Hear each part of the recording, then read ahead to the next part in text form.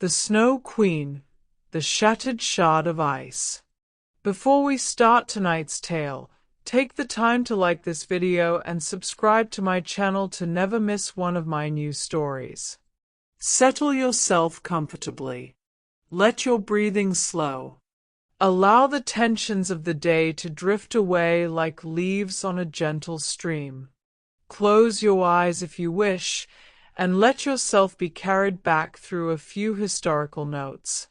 The original Snow Queen was published on December 21st, 1844, in Copenhagen, Denmark.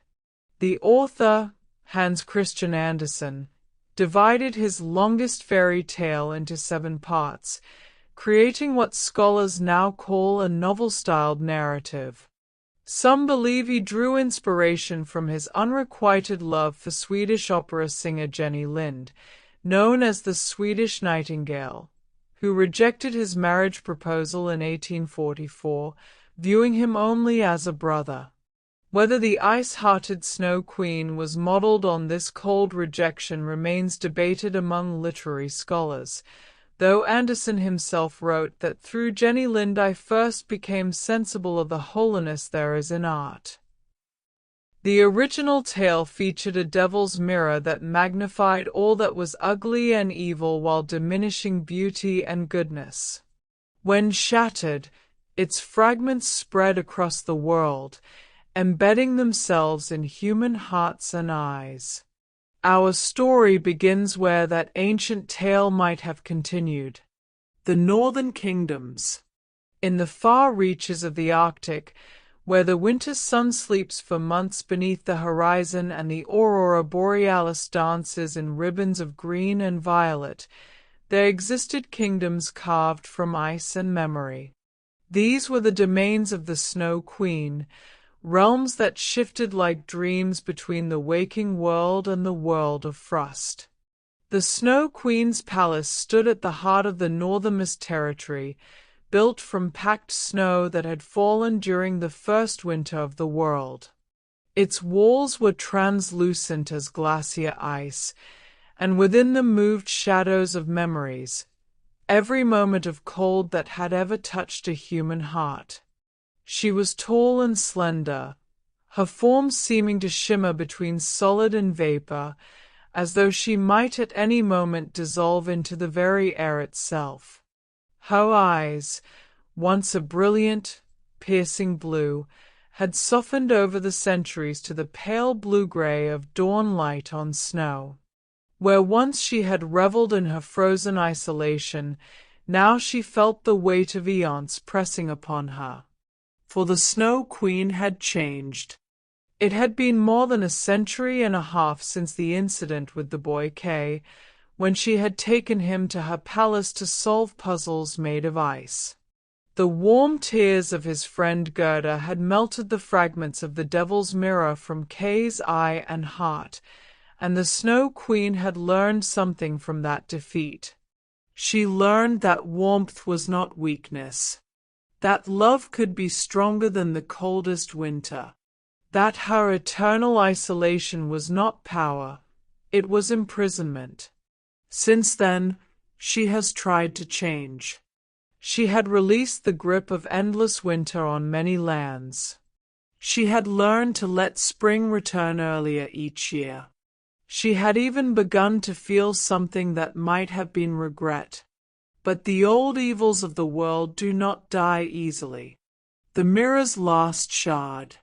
Deep in a cavern beneath the palace, sealed with ice older than human memory, lay the last fragment of the devil's mirror. The Snow Queen had spent decades gathering every piece she could find, each one a splinter of distortion and cruelty. She had locked them away where they could harm no one. Or so she had believed. But mirrors have a way of remembering what they reflect.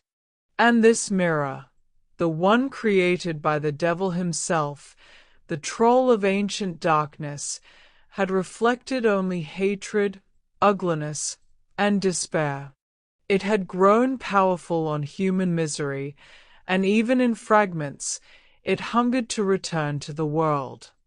On the night of the winter solstice, when darkness claimed its longest victory over light, the final shard began to wake. It had lain dormant for 180 years, slowly gathering power from the cold around it. The ice that imprisoned it began to crack with sounds like distant thunder. The Snow Queen felt the disturbance in her realm. She descended into the depths of her palace, her footsteps leaving patches of frost that bloomed into delicate patterns behind her. She reached the chamber where the mirror fragments lay sealed. The ice had shattered. The shard was gone. The wandering child. Far to the south, in a small village on the edge of the taiga forest, a child named Kira walked through the winter woods.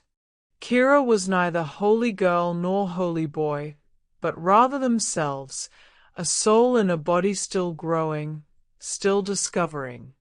They were 12 years old and filled with the kind of wondering curiosity that makes children brave. Kira loved the winter forest. They loved how the snow muffled all sound, creating a cathedral of silence.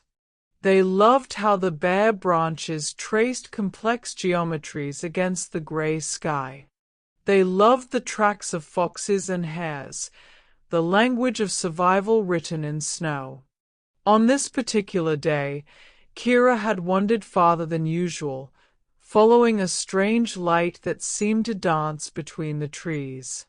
It glimmered with an iridescence that reminded them of oil on water, of the inside of seashells, of things beautiful and wrong. The light led them to a small clearing, and there, embedded in a pillar of ice that had no business existing in a forest so far south, was a fragment of mirror no larger than a snowflake. It was beautiful.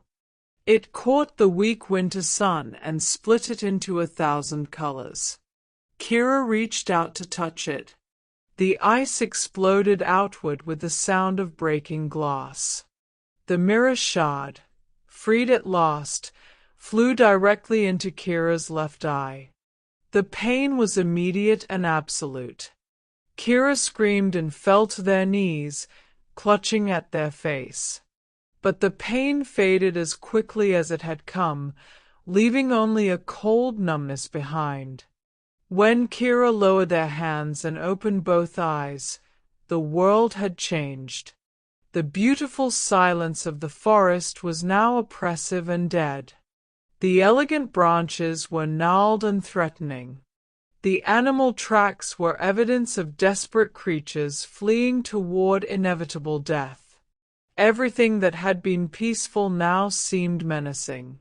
Everything that had been lovely now seemed grotesque. And worse than the changed perception was the feeling that settled into Kira's chest, a spreading coldness that seemed to freeze their heart from the inside out. They felt disconnected from everything they had loved. The thought of returning to their warm home, to their parents and younger siblings, filled them not with joy but with contempt. Those simple pleasures seemed suddenly childish and meaningless. Kira stood and began to walk. Not toward home, but north. Always north. Toward the cold that called to them now with a voice like the devil's whisper.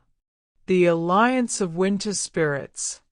The Snow Queen stood at the highest tower of her palace and felt the mirror's power awakening in the south. She knew immediately what had happened.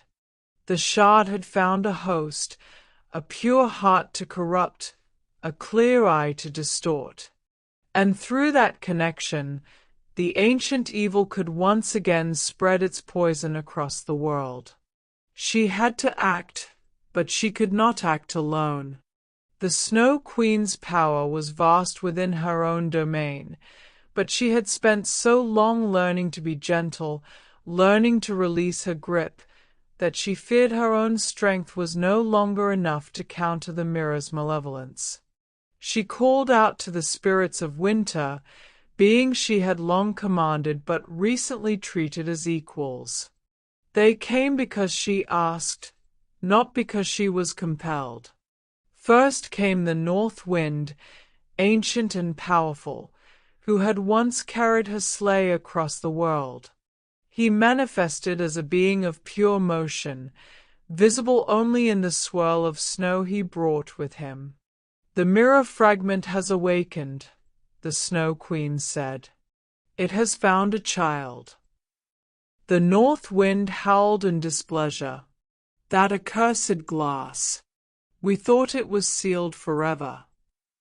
Next came the Winter Foxes, small spirits who appeared as white foxes with eyes like stars. They were the keepers of winter dreams, the ones who brought visions to those who slept through cold nights. We have seen the child in the dream realm, they said in voices that chimed like ice crystals. They walk north, drawn by the shard's power. Their dreams are becoming nightmares. Then came the Frost Maiden, a spirit who painted windows with ice flowers and breathed the first frost of autumn. She was tall and ethereal, younger than the Snow Queen but old beyond human reckoning. I have tried to slow the child's journey, she said, but the mirror protects them from our influence. They feel no cold, no fatigue. They walk as one possessed. Finally, the Snow Queen called upon the reindeer messengers. These were not ordinary reindeer, but the ancient ones, descended from the Cosmic Reindeer of Sámi mythology. According to those ancient stories, a hunter with his bow aimed at the Cosmic Reindeer in an eternal hunt, and when that arrow finally fell, the world would end. These reindeer were wise and magical. Both males and females bore antlers, the males having shed theirs already as the year turned, while the females kept theirs through winter. Their eyes, which had been golden in summer, had shifted to a deep blue that allowed them to see ultraviolet light, perceiving patterns in the snow that no human eye could detect. The leader was an old doe named Väinämöinen, named after a hero from Finnish epic poetry. Her antlers were smaller than they had been in her youth, but marked with scars that told of long survival. She was wise in the ways of the old magic. We know of this child, Väinämöinen said, her voice deep and resonant. We have watched them walking north. The shard calls them, but beneath the corruption, their heart still fights. There is time, but not much. The Snow Queen looked at the assembled spirits. I cannot undo the mirror's curse alone. I tried once to keep a human here, and it brought only suffering. I need your help, not as servants, but as companions. Will you journey with me? They agreed, each for their own reasons. The North Wind remembered what the world had been like when the mirror first shattered, spreading misery like a plague. The Winter Foxes wanted to heal the child's dreams. The Frost Maiden felt a kinship with all souls who walked between cold and warmth. And Väinämöinen and her reindeer herd understood that some evils, left unchecked, could threaten even the eternal cycles of nature. The journey through dream palaces. Their first challenge was to reach Kira before the shard's corruption became absolute. But Kira was traveling through a landscape that existed partly in the physical world and partly in the realm of nightmares that the mirror created. We must enter the dream palaces, the Winter Foxes explained. The mirror is building fortresses in the child's mind, castles made of distorted thoughts. If we can breach those walls, we might slow the shard's influence. The Snow Queen, the North Wind, the Frost Maiden, and Väinämöinen entered the dream realm together, a place where thought became tangible and nightmares walked like living things. Kira's first dream palace was a twisted version of their home. The warm cottage where they had grown up was now a structure of black ice, its windows showing not light but darkness. Inside, shadow versions of their family moved through rooms, speaking words of disappointment and criticism that Kira's corrupted mind imagined they were thinking. The Snow Queen approached the palace walls. She placed her hand against the ice and felt the mirror's malevolence pulsing within. "I cannot break this with force," she said quietly. "Force is what the mirror expects. It feeds on violence and anger." "Then what do we use?" asked the Frost Maiden. The Snow Queen thought of Gerda, that brave girl who had walked across half the world to save her friend.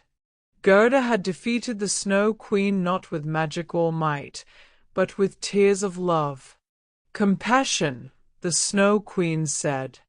"We remind them of what was true before the mirror lied." The winter foxes entered the dream palace first, slipping through cracks like smoke. Inside, they began to weave counter-dreams, memories of genuine love, of parents reading stories by firelight, of a younger sibling laughing at one of Kira's jokes, of the warm feeling of belonging. The shadow figures in the palace began to flicker and change. The walls of black ice grew thinner. The Snow Queen added her own magic, but carefully, gently. She had learned in her long years that the most powerful ice was not the hardest but the most delicate. Frost flowers that formed overnight, ice crystals of such perfect symmetry they seemed like prayers made visible. She wove these delicate patterns through the dream, showing Kira's mind that beauty still existed, that their perception could be healed. The first dream palace shattered like sugar glass, and Kira, sleeping under a tree in the physical world, stirred and murmured something that might have been their mother's name. But the journey was long, and the Shard was building new fortresses as fast as they could destroy the old ones. The memory snowscapes. As they traveled north, following Kira's trail through both the physical and dream worlds, they entered what Väinämöinen called the memory snowscapes, places where old winters had left impressions on the land itself. These were not dreams but echoes. Every step Kira took through the snow was taking them through layers of history. In one place, they walked through the winter of 1844, when Hans Christian Andersen had published his tale, when Jenny Lind had broken his heart with her sisterly dismissal. The Snow Queen felt that old story like a wound, for she had been written in the ink of that pain. "He made you a villain," the Frost Maiden observed, "because his love had made him feel villainous, desperate and unwanted." "Yes," the Snow Queen said. "But over time, I have learned that the story was not about me at all. It was about him and about the human fear of cold rejection. I was just a symbol. But symbols, once created, take on lives of their own. And I had to choose what kind of being I would become, the symbol he wrote, or something more." In another memoriscape, they passed through a winter when the Sámi people had first domesticated reindeer, bringing the wild herds into partnership with humanity. Väinämöinen remembered those days, or perhaps remembered the memories of her ancestors. "We chose to walk with humans," she said, "because we recognized something in them, the capacity for both destruction and creation, for both cruelty and kindness.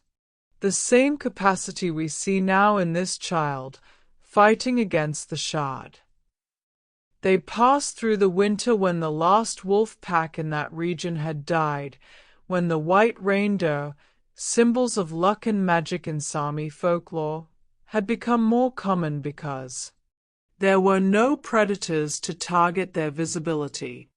They passed through the winter when the earth was colder, when reindeer had lived as far south as Nevada and Tennessee, thousands of years before the present. Each memory taught them something about survival, about change, about the long story of adapting to hardship and finding ways to endure. The fortress of distortion. Finally, they came to the place where Kira had stopped walking. At the edge of a frozen lake, beneath the aurora borealis that painted the sky in waves of green and purple, the mirror shard had built its final fortress, not in dreams, but in reality. It was a palace of ice, but not beautiful ice. This was ice formed from frozen tears and bitter regrets, from all the moments of human pain that the mirror had reflected and magnified over the centuries. Its walls were built from doubt, its towers from despair, its gates from the frozen words of every cruel thing ever spoken. Inside, Kira sat on a throne made of black ice, the shard embedded so deeply in their eye that it had become a part of them. They were solving puzzles, endless, meaningless puzzles of ice crystals and mathematical patterns, trying to spell a word that the shard promised would make them its master. The word was eternity, just as it had been in the original tale. But the mirror's version of eternity was not the eternal nature of love or art or beauty. It was the eternity of isolation, of perfect cold where nothing could hurt you because nothing could reach you. The Snow Queen and her companions stood outside the fortress. "We cannot breach those walls with our magic," the North Wind said. "They are built from human suffering, and only human love can truly dismantle them." "Then I must go alone," the Snow Queen said. "You are not human," Vainamanen pointed out. "No," the Snow Queen agreed. "But I was created by a human's pain, given form by his words, and changed by my own choice to be something more than my origin.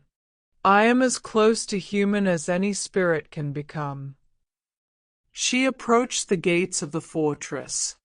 They opened for her, of course they did. She was still the Snow Queen, and this was still a palace of ice. Inside, the air was so cold that even she could feel it, a cold that was not natural but malicious. Kira sat on the throne, their face pale, their expression vacant. They were arranging ice crystals into patterns over and over, never satisfied. The Snow Queen sat on the floor before the throne, making herself small and non-threatening. She remembered doing this once before, long ago, with a different child in a different version of this same scene. "Kira," she said softly. The child did not respond. "Kira, I know you can hear me," beneath the shard's voice. Still no response, but the hands arranging the ice crystals faltered for a moment. The Snow Queen continued. "The shard tells you that nothing is beautiful, that all kindness is weakness, that isolation is safety. It magnifies every pain and shrinks every joy. It wants you to believe that the cold is all there is."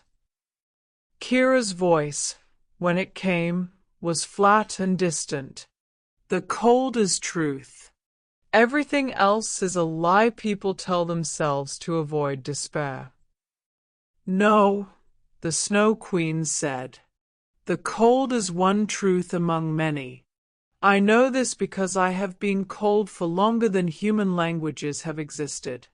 I have been the absolute zero, the heart of winter, the killing frost. And I learned, slowly, painfully, that cold alone is not truth. It is only half the story. She stood and walked closer, and as she did, something remarkable happened. The Snow Queen, who had never wept because ice cannot cry, felt something warm on her face. She was crying. Not frozen tears, but warm ones. "I was made to be a villain," she said, "created from the pain of rejection and the fear of cold beauty." But the story was never true. It was a symbol, a metaphor, a human's attempt to understand their own heart. And I was trapped in that role for so long, believing I had to be what I was written to be. She knelt before Kira's throne. "But you, child, you are not a symbol. You are a real person with a real life, with people who love you and dreams that are your own. The shard is trying to make you into something you're not, trying to make you into me, into the old me, the one who ruled in isolation and called it strength." Kira's eyes focused on her for the first time. Behind the distortion of the shard, the Snow Queen could see confusion, pain, and the faintest glimmer of hope. "The mirror shard can only be removed by warmth," the Snow Queen said. "Not the warmth of fire or summer, but the warmth of a heart that allows itself to feel, to love, to be vulnerable. I cannot force that warmth into you. I can only offer you my own." She reached up and placed her hand over her own heart, and then extended that hand toward Kira. "I have learned to let my frozen heart warm just enough to feel compassion, to feel regret for the pain I caused, to feel hope for change. It is terrifying. Warmth always is to those who have known only the cold. But it is also the only thing that can save us." The melting. The fortress of distortion began to shake. The walls of frozen suffering cracked as the Snow Queen's tears fell onto the black ice floor. Each tear melted a small patch, revealing not darkness beneath but the clean, pure snow that had existed before the mirror's corruption. Kira stood from the throne. Their bodies shook as they fought against the shard's influence. "It hurts," they whispered. "I know," the Snow Queen said. "Melting always does. But the pain means you're alive, that you can still feel. And feeling, even feeling pain, is infinitely better than feeling nothing at all." Outside, the other spirits added their power to the Snow Queen's sacrifice. The north wind brought not his howling fury but his gentler aspect, the breath of wind that carried seeds in spring and dried tears from children's cheeks. The Frost Maiden wove patterns of delicate beauty, reminding Kira that even cold could create rather than destroy. The winter foxes sent dreams of hope and healing. And Väinämöinen and her reindeer herd stood in a circle around the fortress, their ancient presence a reminder that life endured through countless winters, that survival was itself a form of victory. The Snow Queen felt her own heart, so long frozen solid, becoming something softer. It was painful, millennia of ice melting, centuries of isolation ending. She had protected herself with cold, believing it made her invincible. But true strength, she now understood, came from allowing yourself to be vulnerable, to feel, to risk being hurt. She thought of Jenny Lind, the woman who had inspired her creation, and felt something that might have been forgiveness. Jenny had not been cruel. She had simply not loved Hans Christian Andersen the way he wanted to be loved. The pain he felt was real, but it was his pain, not her fault. And the Snow Queen, born from that pain, had spent too long carrying anger that was never truly hers. She let it go. All of it. The cold fury, the isolation, the defense of ice. And in letting it go, she found she had enough warmth to share. She reached up and touched Kira's face, just below the eye where the shard had embedded itself. Her finger, which had frozen water at a touch for untold centuries, was now warm. The shard, unable to exist in the presence of genuine compassion, began to melt. Kira cried out as it dissolved, the pain of its removal sharp but brief. It flowed from their eyes like a tear made of all the distortion and cruelty it had carried, all the magnified suffering it had reflected. The Snow Queen caught that tear in her palm and closed her hand around it. She felt it burn like fire, felt it trying to corrupt her as it had corrupted Kira. But she held it firmly, taking all of its malice into herself, containing it. When she opened her hand, the shard was gone. She had absorbed it, neutralized it with the warmth she had learned to cultivate in her ancient heart. The fortress of distortion collapsed, its walls melting into clean water that would freeze again, but this time as natural ice, without malice or intent. The return journey. Kira stood in the center of where the fortress had been, crying. Not the cold tears of the shard's influence, but warm tears of release and relief. The world looked different now, still complex, still sometimes painful, but no longer uniformly ugly. The beauty had returned, along with the difficulty. Both were real. The Snow Queen stood with them, feeling strange and new. Her heart was no longer entirely frozen, and she found she liked it that way. It was frightening. She could be hurt now, could feel disappointment and sadness, but she could also feel joy and connection. Vainamanen approached with her herd. The child must return home. Will you help us guide them? The Snow Queen nodded. Together with the winter spirits, they began the long journey south, back through the memory snowscapes and dream palaces, back toward the human world where Kira belonged. As they traveled, Kira asked the Snow Queen questions. Why did you help me? The mirror made you, didn't it? You could have let it win. The Snow Queen is considered. The mirror didn't make me, not really. A human writer made me, using the mirror as a plot device in his story. But even he learned, by the end of his tale, that warmth defeated cold, that love defeated isolation. I have been learning that same lesson over and over for more than a century. Today, I finally believed it enough to act on it fully. Will you always be different now? Warm instead of cold? No, the Snow Queen said honestly. I am still the Queen of Winter, still the spirit of ice and snow. But I have learned that winter itself is not evil.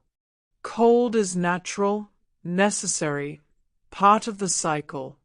It is only when we let cold into our hearts as a defense, when we use it to avoid feeling, that it becomes destructive. I can have winter without being cruel. I can be ice without being heartless. They walked on, and as they did, Kira healed. The corruption of the shard faded.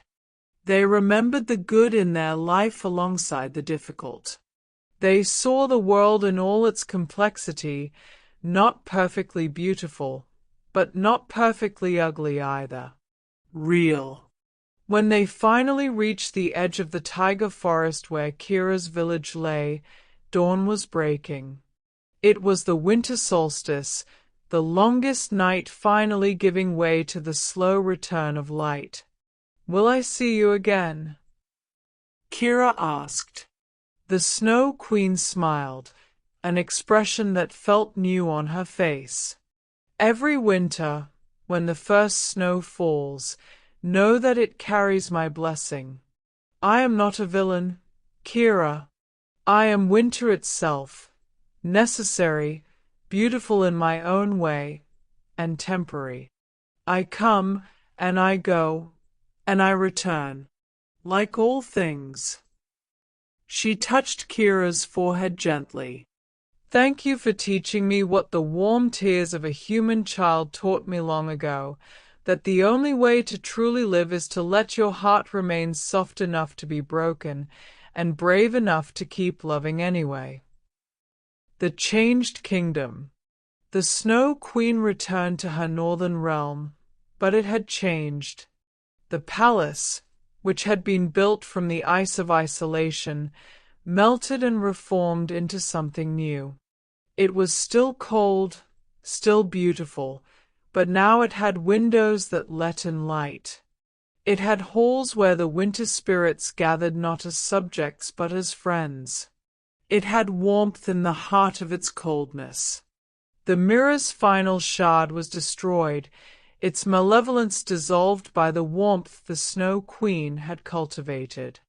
The other fragments, locked away in her deepest chambers, were no longer dangerous. They were just glass now, old pieces of a story that had finally ended. The Snow Queen's kingdom became known as a gentler place. Winter still came, still brought cold and snow, but it was the natural winter, the season of rest and renewal, of snow-covered peace and star-bright nights. Animals still struggled and some still died, for that is nature's way. But there was no additional cruelty, no magnified suffering. Winter was hard, but it was not hateful. The reindeer messengers spread the word across the Arctic. The Snow Queen had changed. She who had once been a symbol of rejection and cold isolation was now something else, a reminder that even the most frozen heart could thaw, that even the most ancient patterns could be broken and reformed. Väinämöinen and her herd continued their eternal migration, carrying stories with them. They told of a child who had been saved and a queen who had saved herself in the process. They told of how true strength lay not in arming your heart with ice, but in allowing it to remain vulnerable enough to feel.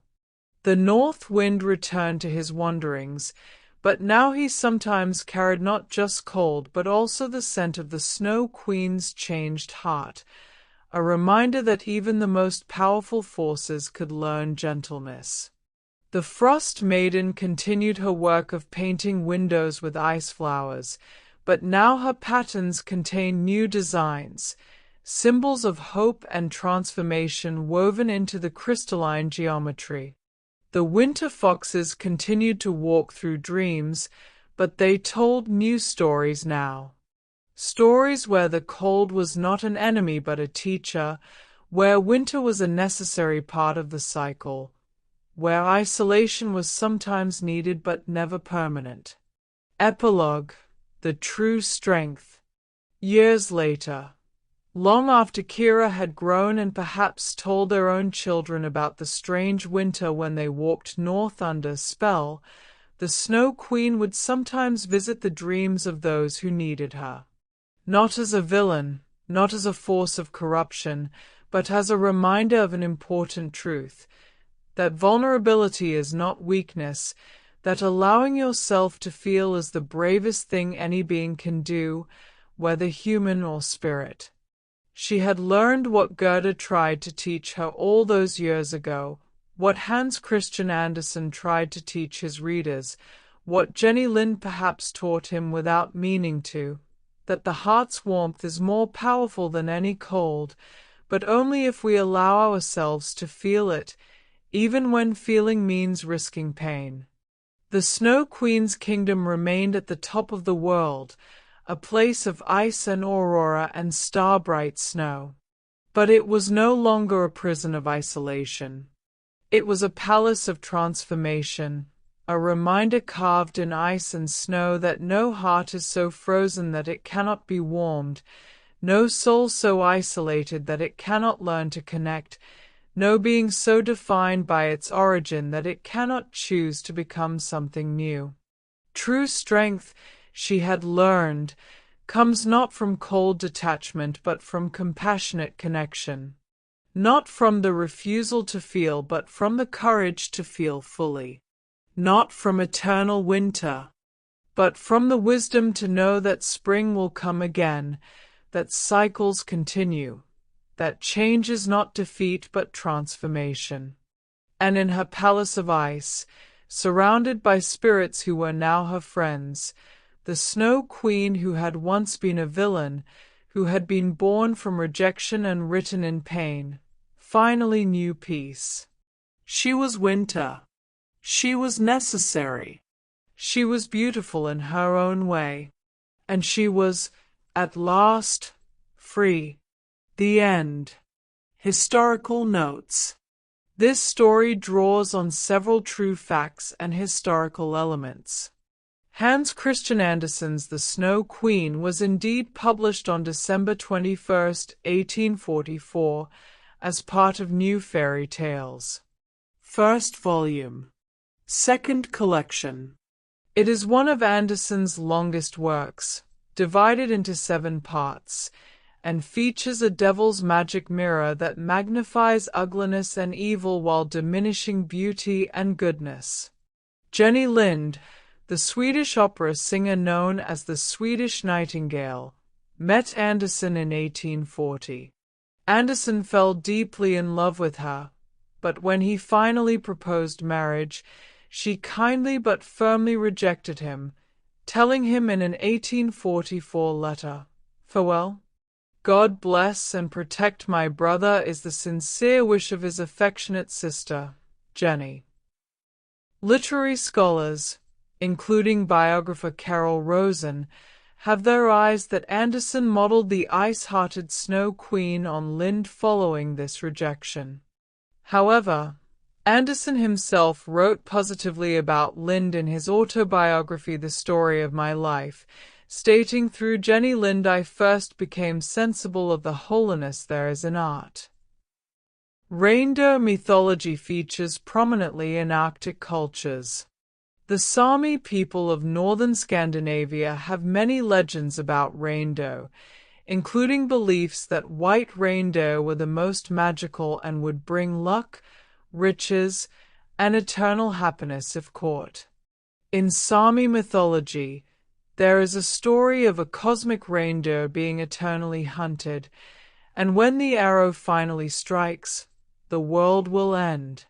Reindeer have been domesticated by Arctic peoples for thousands of years and hold deep cultural significance. Reindeer adaptations are remarkable and real.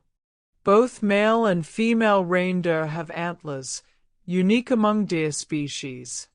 Males shed their antlers in late autumn or early winter, while females keep theirs through winter.